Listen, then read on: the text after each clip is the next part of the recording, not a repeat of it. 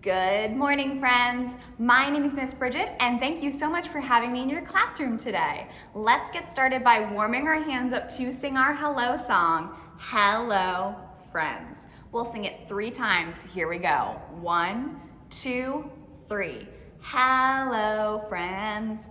Hello, friends. Hello, friends. It's time to say hello, friends. Let's sing it again a little bit faster. 1, 2, 3. Hello, friends. Hello, friends. Hello, friends. It's time to say hello. All right, let's go super duper fast. 1, 2, 3. Hello, friends. Hello, friends. Hello, friends. It's time to say hello, friends.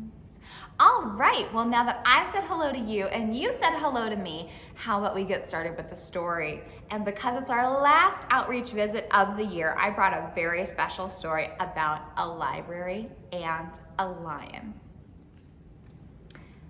Our story today is Library Lion by Michelle Knudsen. And there's our lion. Library Lion. One day, a lion came to the library. He walked right past the circulation desk and up into the stacks. Mr. McBee ran down the hall to the head librarian's office. "Miss Merriweather," he called.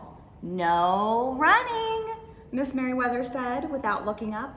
"But there's a lion," Mr. McBee said, "in the library." "Is he breaking any rules?" asked Miss Merriweather. She was very particular about rules. "Well, no," said Mr. McBee. "Not really." "Then let him be." The lion wandered all around the library. He sniffed the card catalog. He rubbed his head against the new book collection. Then he padded over to the story corner and went to sleep. No one was sure what to do. There weren't any rules about a lion in the library. Soon it was time for story hour. There weren't any rules about lions at story hour either. The story lady seemed a little nervous, but she read the first book's title in a good, clear voice. The lion looked up. The story lady kept reading. The lion stayed for the next story, and the story after that, and he waited for another story, but the children began to walk away. "Story hour is over," a little girl told him. "It's time to go." The lion looked at the children. He looked at the story lady. He looked at the closed books. Then he roared very loud. Roar! Miss Merriweather came striding out of her office. "Who is making that noise?" she demanded. "It's the lion," said Mr. McBee. Miss Merriweather marched over to the lion. "If you cannot be quiet, you will have to leave," she said in a stern voice. "Those are the rules." The lion kept roaring. He looked sad. The little girl tugged on Miss Merriweather's dress. "If he promises to be quiet, can he come back for story hour tomorrow?" she asked. The lion stopped roaring. He looked at Miss Merriweather. Miss Merriweather looked back. Then she said, yes, a good quiet lion would certainly be allowed to come back for story hour tomorrow. "Hooray!" said the children. The next day, the lion came back. "You are early," said Miss Merriweather. "Story hour isn't until 3 p.m. The lion did not budge. "Very well," said Miss Merriweather. "You might make yourself useful." And she sent him off to dust the encyclopedias until it was time for story hour. The next day, the lion came back early. This time, Miss Merriweather asked him to lick all the envelopes with the overdue notices. Soon, the lion began doing things without being asked. He dusted the encyclopedias, he licked the envelopes, he let small children stand on his back and reach the highest shelves. Then he curled up in the story corner to wait for story hour to begin. At first, the people in the library were nervous about the lion, but they got used to having him around. In fact, he seemed very well suited for the library. His big feet were quiet on the library floor. He made a comfy backrest for the children at story hour, and he never roared in the library anymore. "What a helpful lion," people said, and they patted his soft head as he walked by. Mr. McBee scowled when he heard that. They had always gotten along fine before. No lions were needed. Lions, he thought, could not understand rules, and they did not belong in the library. One day, after he dusted all the encyclopedias, licked all the envelopes, and helped all the small children, the lion padded down the hall to Miss Merriweather's office to see what else there was to do. There was still some time left before story hour. "Hello, Lion," said Miss Merriweather. "I know something you can do. You can bring a book back into the stacks for me. Let me just get it down from this shelf." Miss Merriweather stepped up onto the step stool. The book was just out of reach, so she reached a little bit higher and almost there. She stretched a little too far.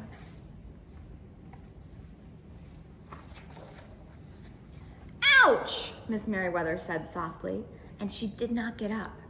"Mr. McBee?" she called. "Mr. McBee!" But Mr. McBee was at the circulation desk, and he could not hear her calling. "Lion," she said, "please go and get Mr. McBee." And so Lion ran down the hall. "No running," Miss Merriweather called after him. The lion put his big front paws on the circulation desk and looked at Mr. McBee. "Go away, Lion," said Mr. McBee. "I'm busy." The lion whined. He pointed his nose down the hall toward Miss Merriweather's office. Mr. McBee ignored him. Finally, the lion did the only thing he could think to do. He looked at Mr. McBee right in the eye, put his big front paws on the desk, and roared the loudest roar he had ever roared in his life. "Roar!" Mr. McBee gasped. "You are not being quiet," he said to Lion. "You are breaking the rules." Mr. McBee walked down the hall as fast as he could. Lion did not follow him. He knew what that meant. He had broken the rules. He hung his head and walked toward the doors. Mr. McBee did not notice. "Miss Merriweather," he called as he walked. "Miss Merriweather, the lion broke the rules. The lion broke the rules." He burst into Miss Merriweather's office. She was not in her chair. "Miss Merriweather?" he called. "Sometimes," Miss Merriweather said from the floor but not behind her desk. "There's a good reason to break the rules, even in the library. Now please go call a doctor. I think I've broken my arm." Mr. McBee ran to call the doctor. "No running," Miss Merriweather called after him. The next day, things were almost back to normal. Almost. Miss Merriweather's left arm was in a cast, and the doctor had told her not to work too hard. "I will have my lion to help me," Miss Merriweather thought. But the lion did not come to the library that morning. At 3 o'clock, Miss Merriweather walked to the story corner, and the story lady was just beginning to read to the children. And the lion was not there. People in the library kept looking up from their books and computer screens, hoping to see a familiar furry face. But the lion did not come in that day. The lion did not come in the next day either, or the one after that. One evening, Mr. McBee stopped by Miss Merriweather's office on his way out. "Can I help you with anything before I leave, Miss Merriweather?" he asked. "No, thank you," said Miss Merriweather. She was looking out the window, and her voice was very quiet, even for the library. Mr. McBee frowned as he walked away, and he thought there was probably something he could do for Miss Merriweather after all. Mr. McBee left the library. He did not go home. He walked around the neighborhood. He looked under cars. He looked in bushes. He looked in backyards and trash cans and tree houses. Finally, he circled all the way back to the library, and the lion was sitting outside looking through the glass doors. "Hello, Lion," said Mr. McBee. The lion did not turn around. "I thought you might like to know," said Mr. McBee. "There's a new rule at the library. No roaring allowed, unless you have a very good reason. Say, you're trying to help a friend, for example." The lion's ears twitched. He looked around, but Mr. B was already walking away. The next day, Mr. McB walked down the hall to Miss Merriweather's office. "What is it, Mr. McB?" Miss Merriweather asked in her new sad voice. "I thought you might like to know," said Mr. McB. "There's a lion in the library." Miss Merriweather jumped up from her chair and ran down the hall. "No running," said Mr. McB, and Miss Merriweather did not listen. Sometimes there's a good reason to break a rule, even in the library. And that is the end of Library Lion. Well, my friends, I hope you enjoyed that story. Let's sing 5 green and speckled frogs. Here we go. 5 green and speckled frogs sat on a great big log, eating a most delicious lunch. Yum, yum. One jumped into the pool where it was nice and cool. Now there are 4 green speckled frogs. Glub, glub. 4 green and speckled frogs sat on a great big log, eating a most delicious lunch. Yum, yum. One jumped into the pool where it was nice and cool. Now there are 3 green speckled frogs. Glub, glub. 3 green and speckled frogs sat on a great big log, eating a most delicious lunch. Yum, yum. One jumped into the pool where it was nice and cool. Now there are 2 green speckled frogs. Glub, glub. 2 green and speckled frogs sat on a great big log, eating a most delicious lunch. Yum, yum. One jumped into the pool where it was nice and cool. Now there is 1 green speckled frog. Glub, glub. 1 green and speckled frog sat on a great big log, eating a most delicious lunch. Yum, yum.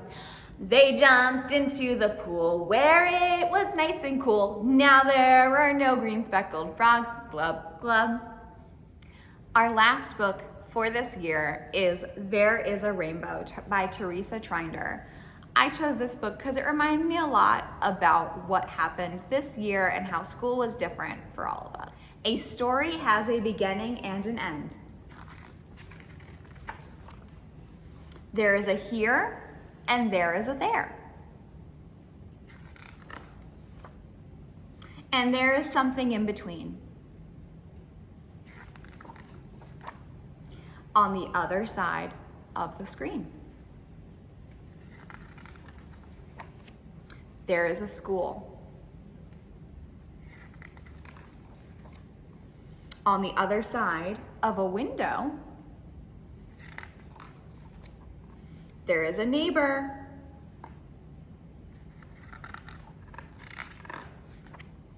And on the other side of the street, there is help.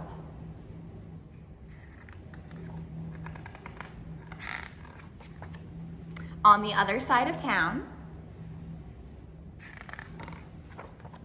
there is a voice. And on the other side of a river, there is light.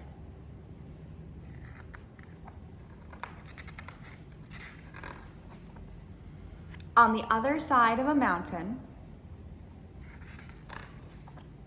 there is a path. And on the other side of sadness, there are hugs.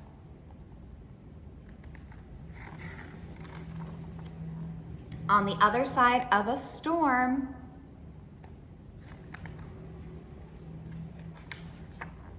there is a rainbow. And on the other side of today,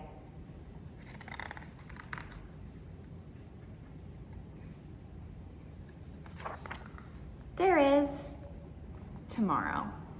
And that is the end of There Is a Rainbow. Well, my friends, our time together has come to an end. I want to thank you so much for having me in your classroom all year long. I've had so much fun making all these videos for you. Let's end our story time by warming our hands up to sing Goodbye, Friends. We'll sing it on the count of 3. 1, 2, 3. Goodbye, friends. Goodbye, friends. Goodbye, friends. It's time to say goodbye, friends. All right, my friends, I will see you at the library all summer long. Make sure you stop in and come say hello to me. I would love to see you in person. Have a great day and a great rest of your school year. Bye-bye.